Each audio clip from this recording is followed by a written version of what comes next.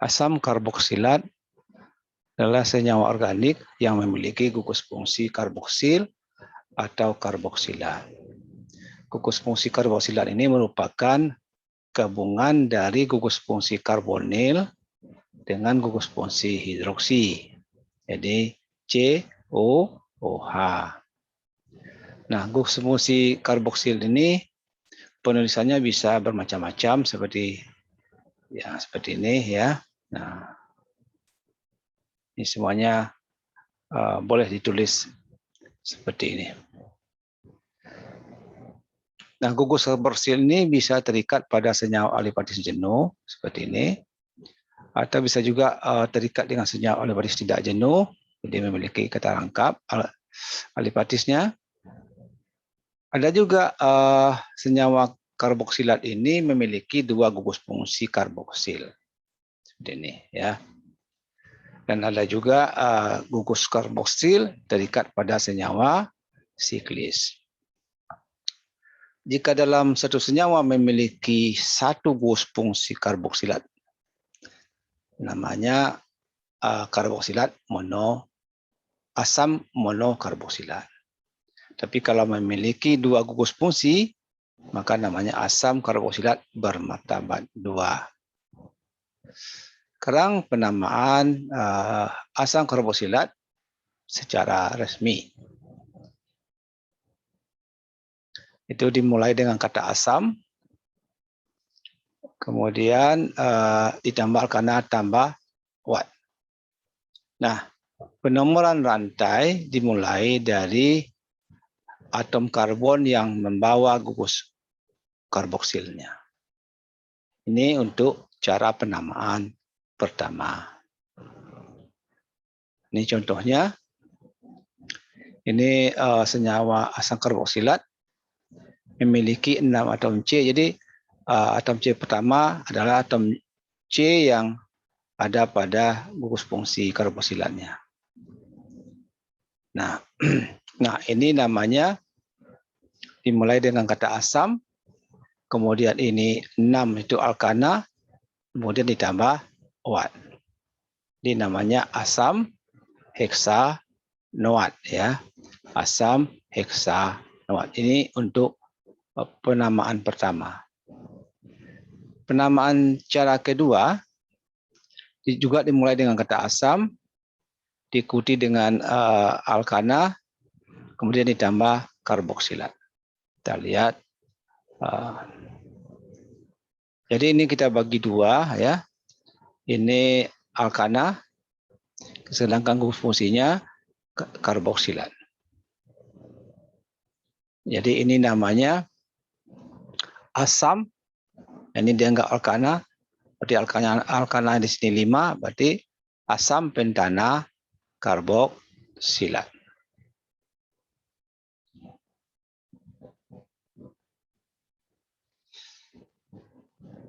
Contoh-contoh lain, dimulai dari asam karboksilat yang paling sederhana, yang memiliki satu atom C, ini namanya asam metanoat, atau C-nya 1, atau asam hidrogen karboksilat. Contoh berikut, C-nya 2 berarti asam etanoat. Asam etanoat atau asam metana, ini metana karboksilat. Berikut, C-nya 3 berarti asam propanoat. Atau asam etana karboksilat.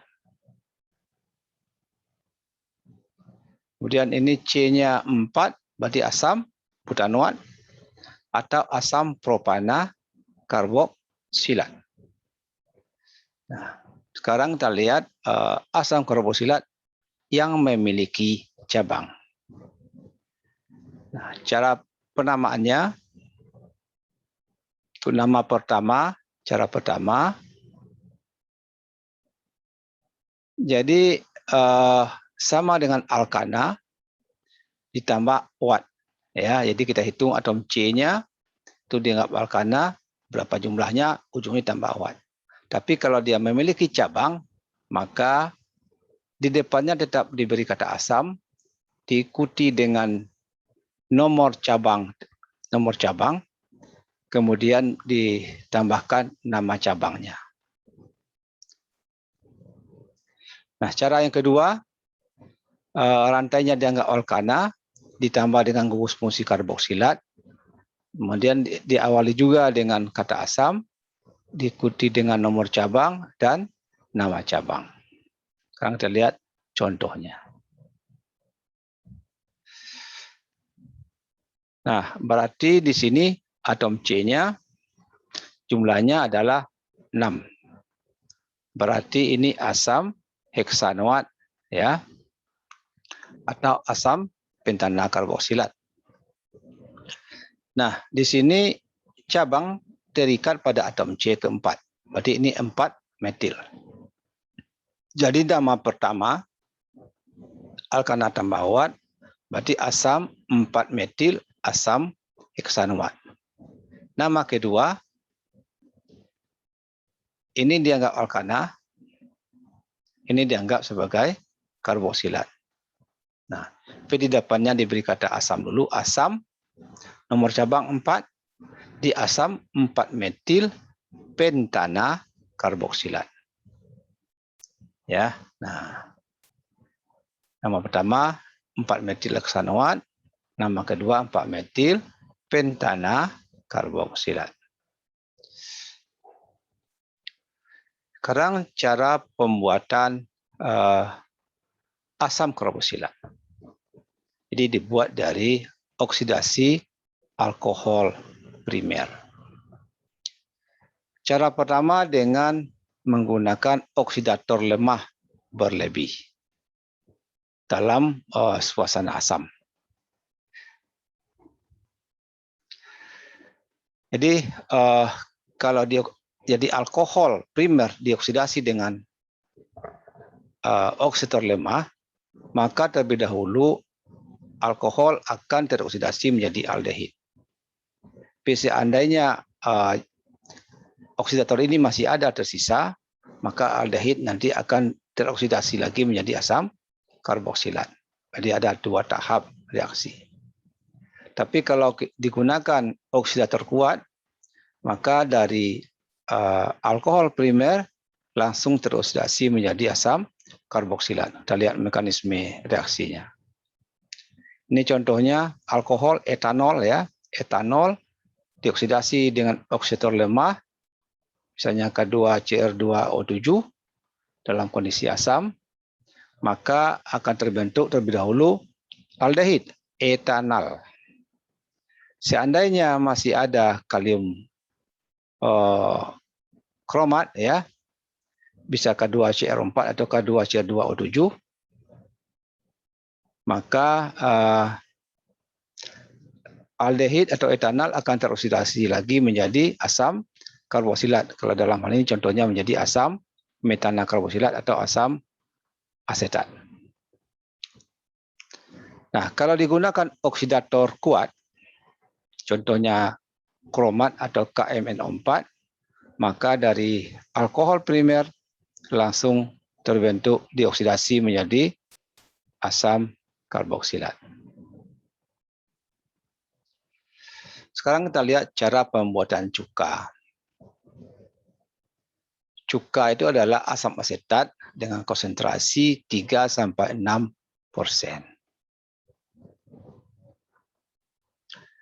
Nah, cuka kebanyakan dibuat melalui dari proses fermentasi karbohidrat, ya, bahan-bahan yang mengandung karbohidrat, bisa dari buah-buahan dan sebagainya. Contohnya, ini bahan yang mengandung karbohidrat bisa berasal dari apel, anggur dan sebagainya, difermentasi oleh enzim dengan enzim, maka nanti akan terbentuk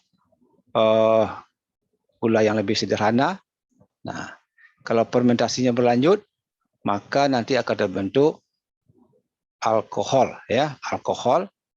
Nah, kalau difermentasi terus, maka alkohol akan teroksidasi menjadi asam asetat atau asam cuka atau asam etanoat.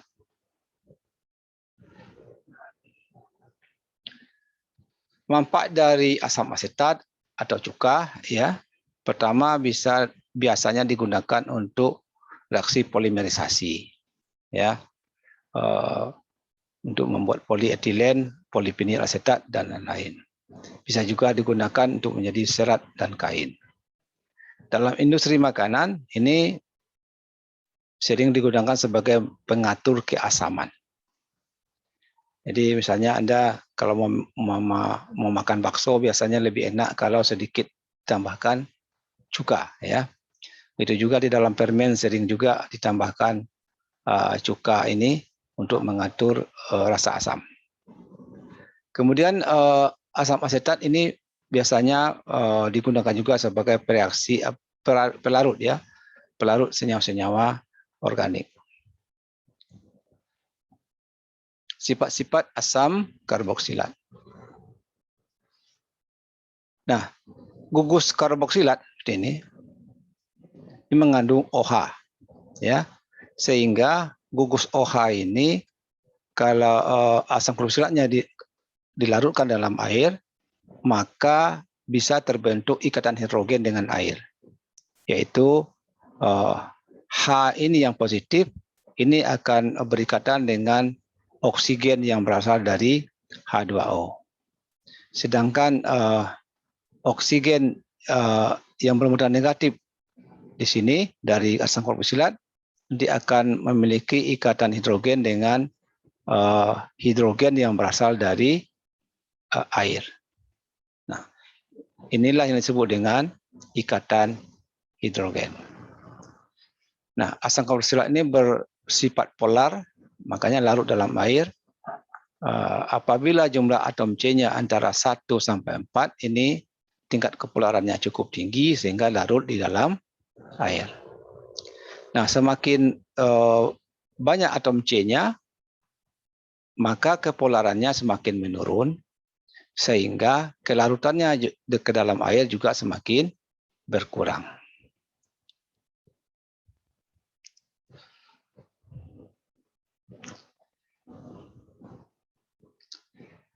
Nah, asam karboksilat ini larut juga dalam senyawa-senyawa yang kurang polar.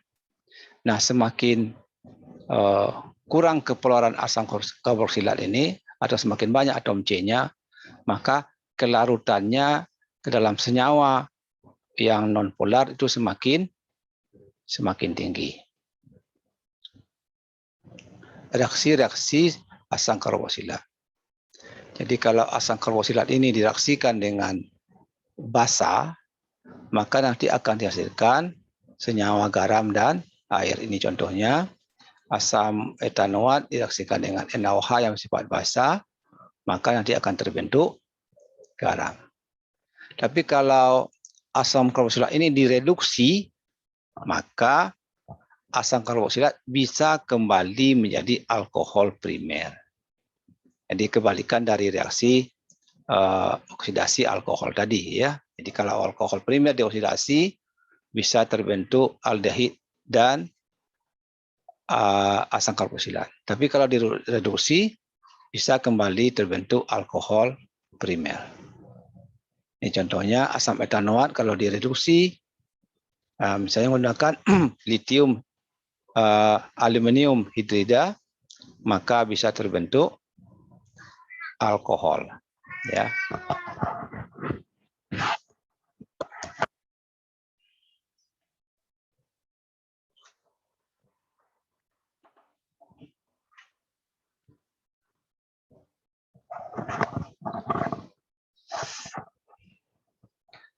Nah, bisa juga terjadi reaksi esterifikasi. Itu reaksi antara asam karboksilat dengan alkohol, ya, dengan sedikit asam kuat yang berfungsi sebagai katalis. Nanti akan dihasilkan senyawa ester. Ini contohnya, ini rumus dari asam karboksilat, RCOOH, tereaksikan dengan alkohol, ROH. Nah, ini nanti akan terjadi reaksi substitusi. Alkil dari alkohol itu nanti akan masuk Oke, asam karboksilat menggantikan H di sini. Ya, nah ini ya. Sehingga terbentuk senyawa RCOOR. Ini adalah rumus dari senyawa ester.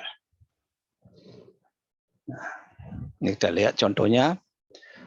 Asam karboksilat di sini adalah asam metanoat yang kita buat contohnya dengan ini etanol, bukan etanol ini metanol ya, ini senyawa metanol. Maka nanti akan terbentuk metil etanoat atau metil metana karboksilat dan air.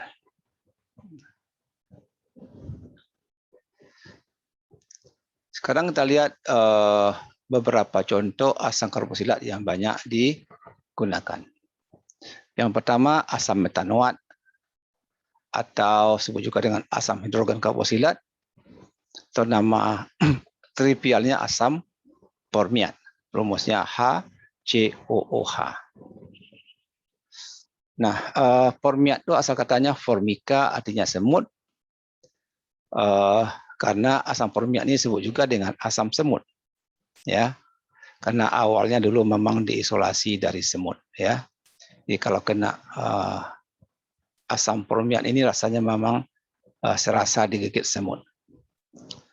Kegunaannya adalah sebagai pengumpal, ya, pengumpal latek atau getah. Bisa juga digunakan sebagai pembasmi hama, ya, asam formiat. Berikut CH3COH atau asam etanoat atau asam metanakarboksilat atau nama tidak resminya asam asetat. Jadi kalau konsentrasinya sangat encer, nah asam asetat disebut juga dengan asam cuka. Nah, sifat-sifat asam asetat murni atau asam asetat glasial. Nah, kalau kalian lihat dari botolnya ini ada tanda tangan yang seperti ini, itu artinya bersifat korosif, dia merusak kulit. Jadi cairan tidak berwarna, berbaunya itu menggigit, ya, maksudnya tajam. Larut dalam air, tapi larut juga dalam pelarut organik, mudah terbakar, ya, bersifat korosif terhadap kulit.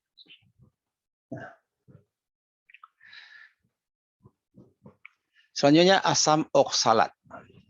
Nah, ini senyawa asam karboksilat yang memiliki dua gugus fungsi. Ini berbentuk padat, juga bersifat korosif dan beracun. Titik leburnya 102 derajat Celcius. Kita dikategorikan sebagai asam kuat. Nah, terdapat juga dalam tanaman seperti sayur bayam, ya. Nah, bisa berfungsi sebagai penghilang karat. Dalam industri, asam oksalat banyak juga digunakan sebagai bahan untuk membuat zat warna. Selanjutnya asam tartarat. Nah, ini ya, asam tartarat.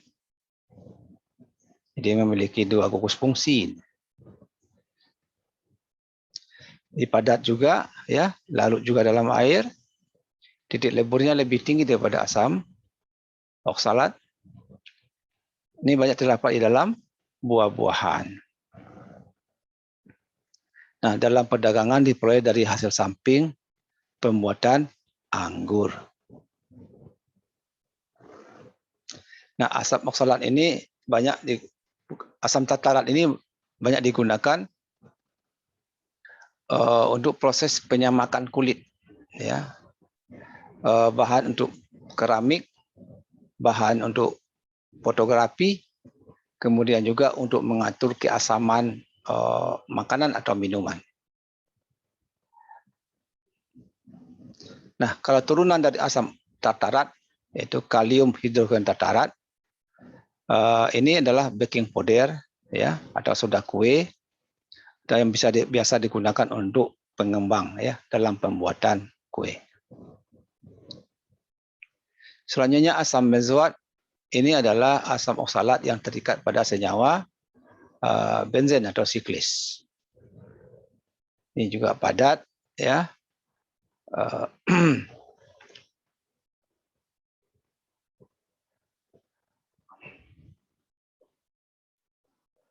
Manfaatnya sebagai pengawet makanan, ya.